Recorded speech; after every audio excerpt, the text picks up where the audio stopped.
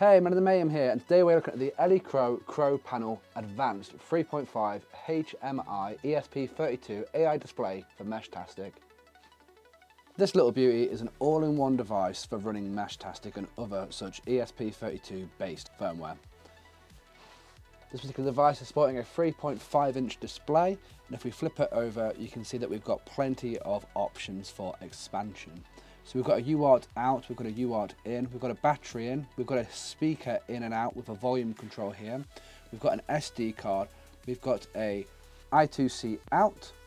On the side we've got our UART USB and our USB-C for charging and for flashing. We've got a boot button and a reset button, and the thing that's coolest about this particular device is the expansion bay. So as you can see just here, we have got some pin headers, and inside these pin headers we can put things like a Wi-Fi 6 wireless module, or even something like a Meshtastic LoRa chip. And these are really, really cool because all you have to do is slot them straight in. So we take this display with an ESP32 in it, and it instantly becomes a Meshtastic node just by adding this LoRa chip. So the device itself is sandwiched together in some acrylic, which comes apart quite easily. So we can actually just undo these 4 screws.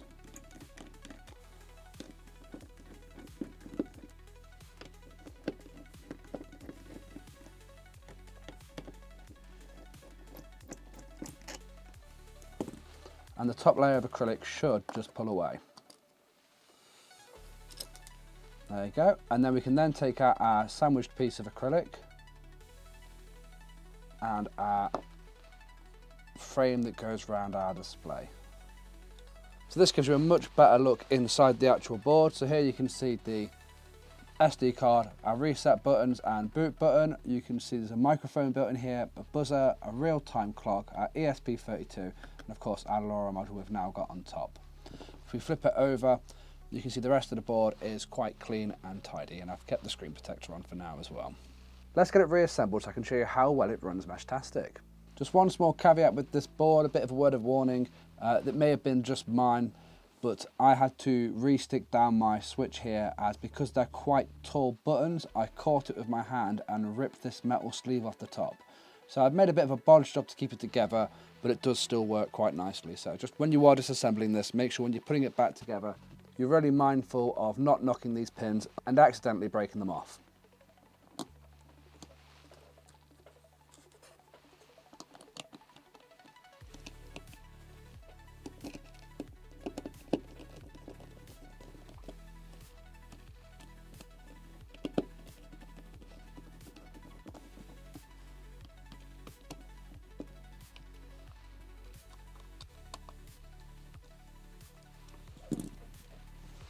As with all Meshtastic devices, I'm just going to make sure that I've got an antenna plugged in before I turn this on, just so I don't want to damage the actual board. So now we've got the board all put back together with our antenna on, let's get it plugged in.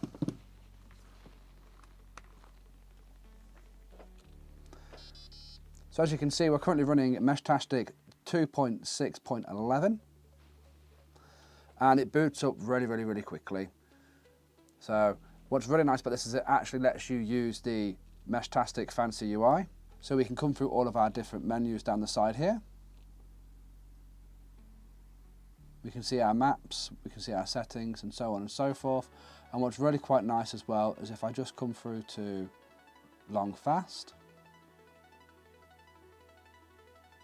we can actually ask for a little keyboard to come up with this lovely QWERTY keyboard that allows us to actually send our messages. So as you can see, it works really, really nicely as a standalone Meshtastic device, allowing you to send messages and to actually communicate with people. So because this device is so compact and actually in such a lovely form factor, my main plan is to actually keep this one on my desk.